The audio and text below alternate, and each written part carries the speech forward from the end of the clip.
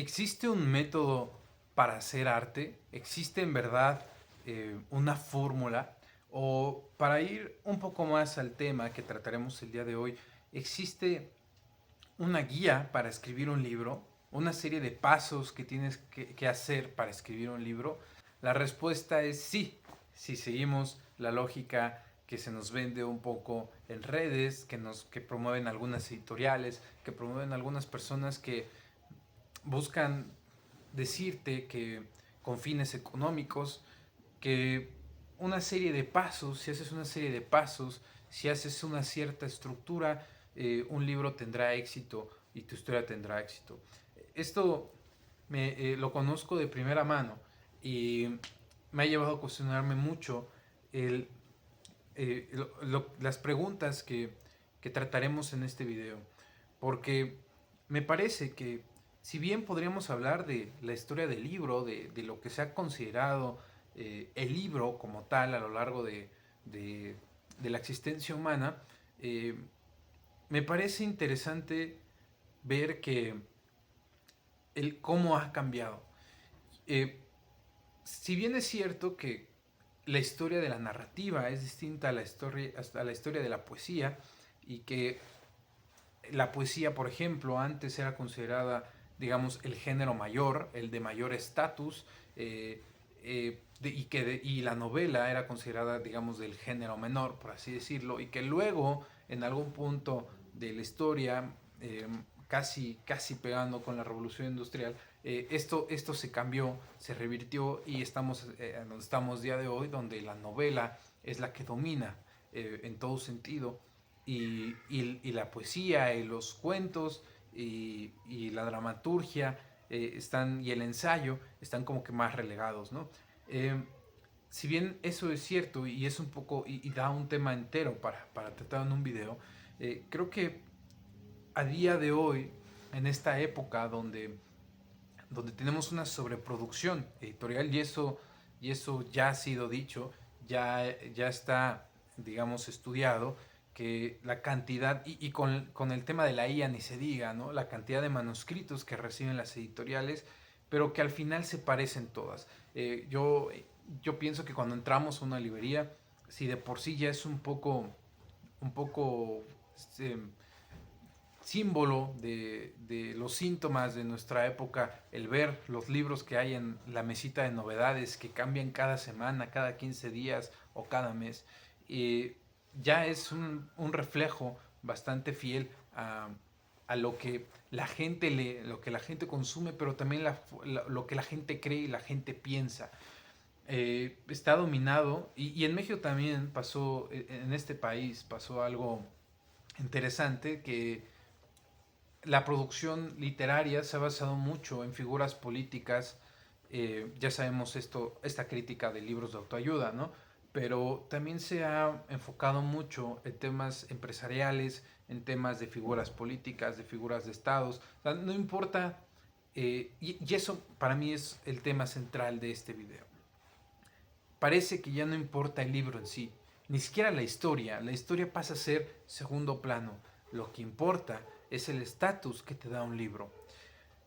Creo que tenemos la noción de que escribir un libro, bueno, esta paradójica noción, porque las personas que se dedican a la escritura no suelen gozar de esto, pero parece que está la noción de que escribir un libro significa tener, digamos, una inteligencia superior, tener una capacidad eh, arriba de la media, ¿no? Y está lleno de empresarios, de famosos, de cantantes de cualquier ámbito que lo que hacen es sacar un libro, como si eso fuera a consolidarnos a partir del estatus que parece darles el imaginario que tenemos acerca del oficio de escribir y de lo que significa sacar un libro. Y digo antes que los escritores y escritoras que se dedican a eso, en verdad, que intentan hacer literatura, no gozan de esto porque no están en el foco. Es interesante ver que una, un escritor o una escritora que quiera sacar seriamente una novela literaria, probablemente tenga menos oportunidades de encontrar editorial que una figura empresarial que quiere sacar su propio éxito y su propio libro para que sea un éxito y que seguramente ni siquiera va a vender él y que ni siquiera lo va a escribir él. Eh, eso me lleva a la pregunta de ¿para qué escribimos? Creo que en ese sentido hay realidades muy distintas en las cuales por las cuales no se puede dar una respuesta de escribimos por esto o escribimos por esta razón. ¿Qué quiero decir con esto? Que hay una especie de conflicto. Por un lado, me parece que las personas que nos tomamos en serio el arte, las personas que nos tomamos en serio la literatura, escribimos no para hacer un bestseller, no para, no para intentar llegar a la fama. Decía un poco, parafraseando una frase que me gustó de una entrevista que dijo Roberto Bolaño, escritor de Detectives Salvajes, 2666, etc., que había algo paradójico, ¿no?, en el oficio de escribir, que escribíamos pensando en la eternidad, ¿no?, que las personas que se dedicaban a escribir pensaban en la eternidad, aún sabiendo que esta era imposible. Y recuerdo también, un poco parafraseando en algún un poema de Pizarnik o en su poemario, ¿no?, en su poesía completa, podemos darnos cuenta que ella escribía por necesidad, por desahogo, y ese tipo de escritura, especialmente la poesía, abunda, porque más bien parece ser una especie de eso, de necesidad de sobrellevar la vida.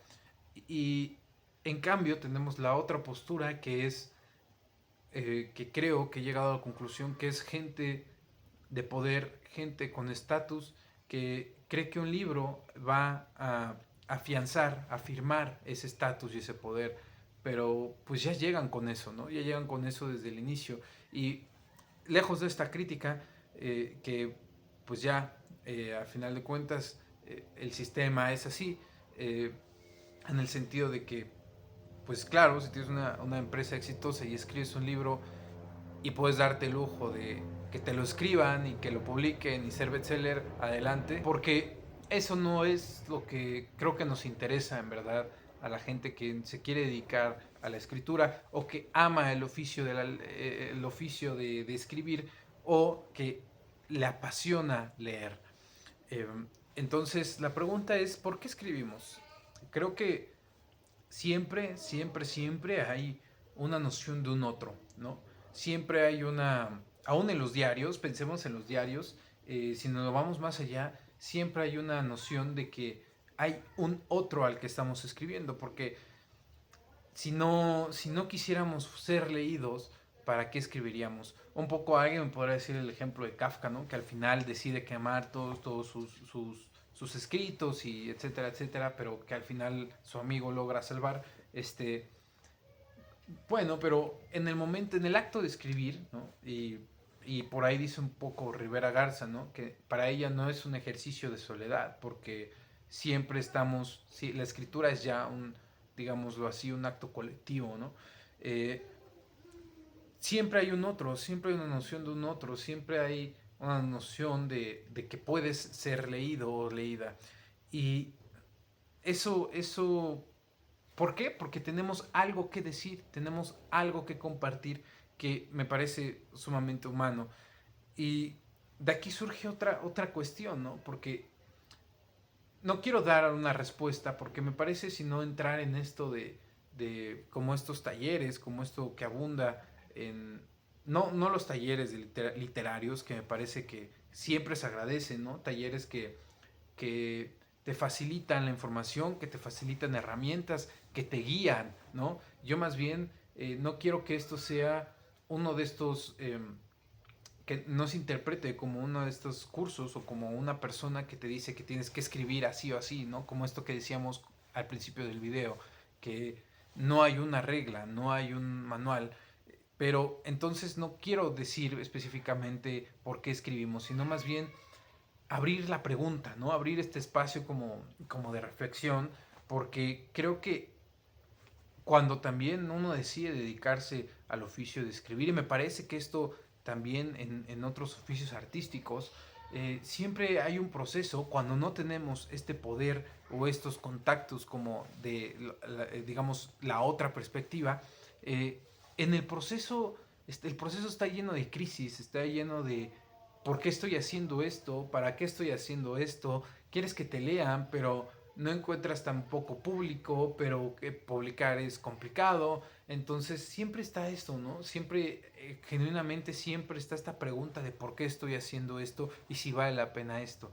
Y algo que a mí también me ha dado mucho que pensar es cuando alguien te pregunta a qué te dedicas, lejos de tener trabajos de freelance sobre que tienen relacionados con eso, siempre me ha parecido interesante decir soy poeta o soy escritor, ¿no? Siempre me parece que como que si necesitáramos una validación justamente como una publicación para decir que a eso nos dedicamos, ¿no? Que eso es lo que eh, muchos me dirán o mucho se dice, ¿no? No dejes que lo que haga defina tu vida, pero en el arte me parece un poco cuestionable esa afirmación, ¿no?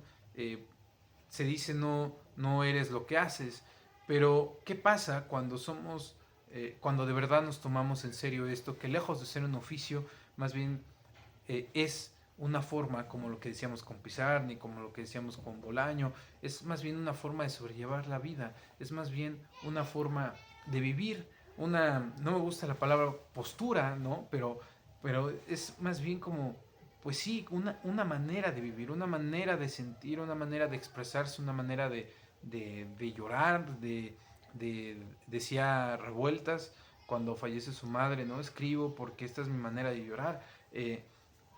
Es una manera de también de amar, es una manera de expresar las incertidumbres, es una manera de desahogarse y bueno, un poco sin irme al lado de la imagen romántica, o sea, del periodo del romanticismo sobre la bohemia y el escritor torturado o el poeta pues completamente loco, sí creo que pues lejos de esto ser un, eh, un problema, cuando alguien te pregunta a qué te dedicas, por ejemplo, conozco gente que se dedica a la pintura, que es lo que le fascina, lo que le apasiona, pero trabaja de otra cosa y todavía no llega a ese grado de exposición para tener la seguridad y certeza de decir soy pintora o soy pintor, como decir soy poeta o soy escritora, cuando aún no es publicado o es publicado pero no en grandes números.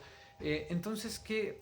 Pero ¿por qué nos cuesta tanto eso, no? Si esa es una forma de que nosotros tenemos para abordar la vida, ¿por qué nos cuesta tanto o no debería de costarnos tanto decir que eso es lo que somos, que esa es la persona que somos?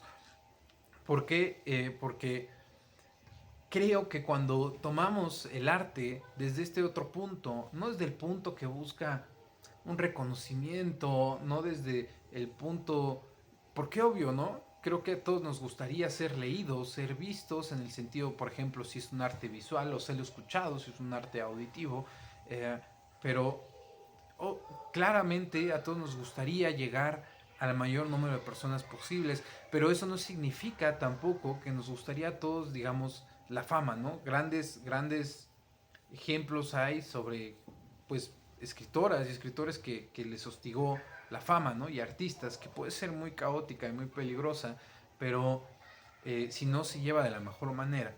Pero creo que lo que buscamos es simplemente vivir, simplemente expresarnos y que compartiendo con otras personas, tal vez otra persona pueda captar algo de su propia experiencia en nuestra experiencia. Y y en verdad también podría decirse que es un acto, bueno, también se ha hablado mucho de esto, pero en especial, por ejemplo, en la escritura se ha hablado que es un acto un poco masoquista, ¿no? En el sentido de que hay todo en contra. Publicar es difícil, ganar premios es difícil, las regalías son bajísimas, probablemente la cantidad de libros, de literatura que se vende, en buena literatura, no llega a grandes números, son números muy pequeños a comparación de los otros libros, que llámese por campañas o llame de marketing o por lo que sea. Entonces, ¿por qué lo hacemos, no? Si el teatro es siempre... Tenía un profesor que se dedicaba al teatro que decía que había un refrán que siempre, que era como, siempre tienes que tener, para trabajar en el teatro tienes que tener otro trabajo.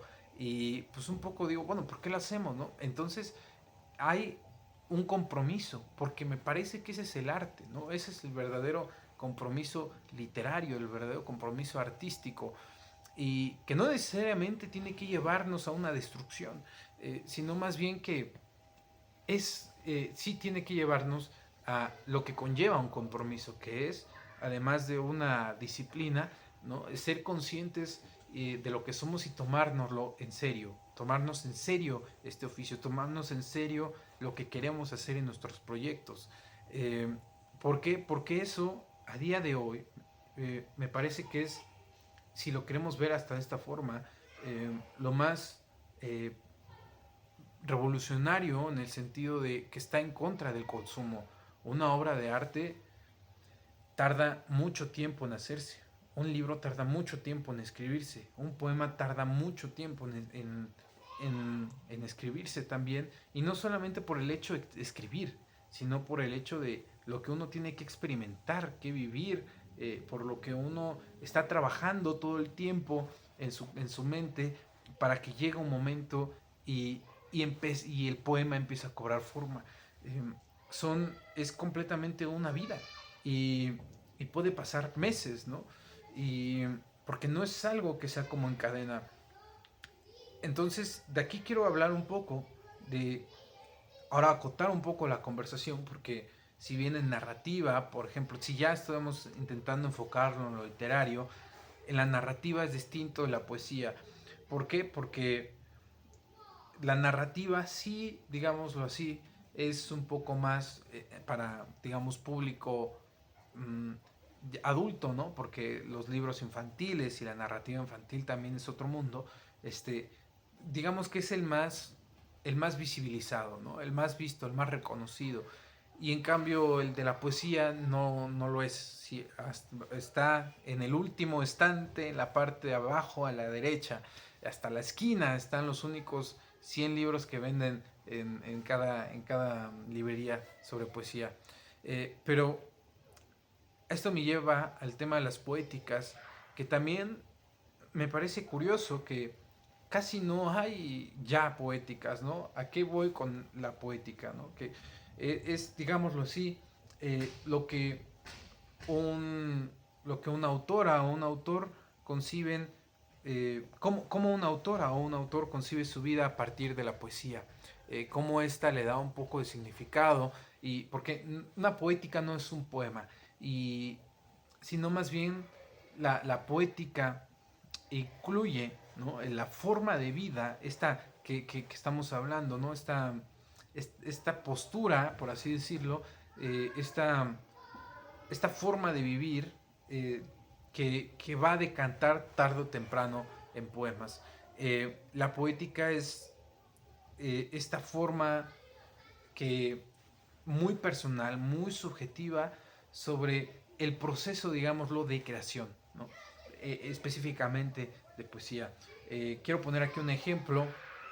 Una de las poéticas que más me gustan es la que tiene Luis Cernuda, eh, que casi toda su obra, digámoslo así, poética, literaria, está en este poemario, en esta última recopilación que él mismo decidió hacerla, seleccionó los poemas y los poemarios para conjugarlos en un libro que se llama La realidad y el deseo, que viene desde su trabajo de 1924 hasta 1962.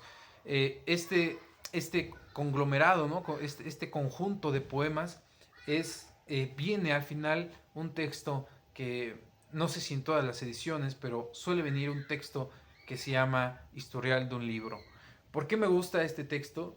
Que no solo porque lo traje en mi licenciatura, sino porque me gustó un tanto porque empieza de una forma maravillosa. Empieza hablando sobre sobre que este libro, ¿no? Esta recopilación de poemarios es su vida, y su vida es la recopilación de poemarios, pero no nos limita a esa interpretación. El inicio es este: debo excusarme al comenzar la historia del acontecer personal que se halla tras los versos de la realidad y el deseo, por tener que referir juntamente con las experiencias del poeta que creó aquellos, algunos hechos en la vida del hombre que sufriera estas. No siempre será aparente la conexión entre unos y otras, y al lector le corresponde establecerla si cree que vale la pena o quiere tomarse la molestia. Quieras o no quieras, el lector, pero esta conexión está. ¿Por qué? Además, qué elección de palabras, hechos en la vida del hombre que sufriera estas. Eh, También, obviamente, este es un poemario lleno de sinestesias, poemas hacia la corporidad, hacia sus amantes, que tuvo Luis Cernuda. Pero ¿por qué me gusta tanto esto? Porque es uno de los casos donde el poeta mismo dice que su vida es este libro, o sea, su vida es estos poemarios, y los poemarios son su vida. Una no decanta en la otra porque van de la mano, porque siempre, siempre esta decisión, este compromiso, no antepone si es primero la creación o si es primero la vida. Podríamos entrar en la pregunta de si separar la obra del artista, pero lo dejaré para después. Pero en ese sentido creo, y atrevo a decirlo, en el caso de la poesía, en el caso de los y las poetas, suele ser inseparable. En el caso de la narrativa puede ser distinto, pero esto lleva a preguntarnos desde dónde estamos creando. Eh, ¿Por qué? Porque en la realidad contemporánea, actual, ¿no? Ya no tenemos, a la vez está presente, pero ya no lo seguimos por completo, este mito del romanticismo del romanticismo que hablaba sobre la vida bohemia y lo demás. No solamente porque, pues creo que ha quedado atrás, porque las condiciones materiales ya no son y no lo permiten, porque obviamente ya no hay mecenazgo, sino más bien que estamos en una época de especialización, y es interesante ver que, y un poco este también sería otro tema, que las universidades han sido, digamos, punto de partida para carreras de literatura, ¿no? Y creo que cuando están bien llevadas, cuando es un buen programa, es muy buena para darte herramientas para crear, para darte herramientas y formas y perspectivas y ejercicios creativos, etcétera, como los buenos talleres, donde no te imponen un punto de vista, sino más bien que se enfocan y trabajan para que tú descubras tu propia voz. No te dan una lista de primero tienes que hacer esto y luego esto y luego esto, porque volvamos a lo mismo. Eh, ¿Cómo no puede haber un método? No se puede, el arte no se puede decir cómo hacerlo, ¿no? No se puede, la literatura, ¿no? Un poema, digamos, la poesía, no se puede decir qué es ni cómo se hace, ¿no? El arte se puede enseñar. Yo creo que, yo creo que sí, yo creo que puedes enseñar las herramientas, lo demás puedes guiar en ese sentido, pero no imponer. Y la línea es muy fina, yo sé que parece muy claro, pero es una línea muy delgada. No estamos hablando no estamos hablando de algo que tenga que seguir ciertos pasos, estamos hablando de procesos de procesos creativos, ¿no? De procesos emocionales, de procesos cognitivos que los que parten de la vivencia del o la artista, ¿no? Que parten de la subjetividad, pero también de las condiciones, un poco, va un poco a la teoría marxista, ¿no? Sobre el genio literario, ¿no? Que no es todo subjetividad, sino que son las condiciones materiales, las condiciones del entorno, las condiciones históricas, que llevan que se catalizan, digámoslo así, en el sentir del artista o del artista, y que a partir de ahí crea, ¿no? A partir, diría un poco parafraseando Deleuze, ¿no? A partir de esa violencia de la realidad, hacia el sujeto y cómo vive esa violencia el sujeto es donde sale el impulso creador. Podremos hablar esto en un video distinto sobre cuál es la teoría del sentir que habla Raymond Williams y dentro de esta teoría marxista, pero cuál es, digamos, la prueba de esto, ¿no? Pasa pandemia, pasa cualquier evento histórico y todos empiezan a hablar de eso. Las novelas salen centenares, si no es que miles de novelas que tratan sobre los mismos temas, de las mismas formas, y parece que ya lo dijimos en el video pasado, nos gusta pensar que somos muy únicos, pero no es así, que somos únicos, que somos muy especiales, muy diferentes, pero no es así. Y resulta que por eso el trabajo de originalidad, el trabajo creativo es sumamente complicado, ¿no? Porque también lleva y conjuga no solamente las herramientas, no solamente el conocimiento, no solamente el que si quieres escribir tienes que leer, pero también tienes que vivir, ¿no? Especialmente creo yo que ahí sí podría decir que en poesía es inseparable la autora o el autor de su obra. Me gustaría tratar después uno específicamente sobre Cernuda, uno específicamente sobre las poéticas, porque me fascinan y porque se me hace muy curioso, siempre es muy revelador ver cómo Pizarnik no tiene una poética, por ejemplo, pero es revelador ver cómo en sus diarios se muestra su poética y cómo, a diferencia, por ejemplo, de Luis Cernuda, que sí la hizo, pero siempre es revelador ver la forma de vida, el cómo conciben la vida los artistas, en especial los poetas y las poetas, y se me hace siempre muy, muy revelador y además muy inspirador, porque muchas veces regreso a lo que decía Rivera Garza, sí, creo que escribir es un acto de, tal vez, de, de soledad compartida, ¿no? Creo que sí, el acto de escribir, el acto de crear es un acto solitario, específicamente en el acto, pero también creo que sí es cierto que también es un acto de comunidad, porque tan solo utilizamos lenguaje y el lenguaje no es de nadie. Entonces, esto lo podremos tratar después, pero quiero cerrar con esto de no creo que siempre es bueno, ¿no? Las personas, los talleres, los cursos que se acercan un poco a desarrollarte a ti, no a desarrollar tu obra artística, tus perspectivas, a darte, como decíamos con esto de lectura de poéticas, ¿no? Materiales o cosas o momentos que inspiren, que de verdad te potencien, pero no existe en verdad una norma sobre cómo escribir y qué es lo que tendrías que hacer para escribir. Creo que puedes mostrar el abanico y que la otra persona decida, pero nunca se puede decir esto es así o esto no es así. ¿Por qué? Porque de ahí viene la genialidad, ¿no? Porque de ahí viene no solamente de este eh, conjunto entre comunidad, entre soledad, entre la realidad histórica, tu contexto histórico, pero también tu subjetividad, tu historia, también es lo que estás tratando en el libro, lo que estás tratando en el poema. No todos los poemas hablan de lo mismo, ni todos los poemas se escriben de la misma forma, porque no tienen la misma ambientación, no tienen el mismo punto de partida, porque no tienen la misma intención.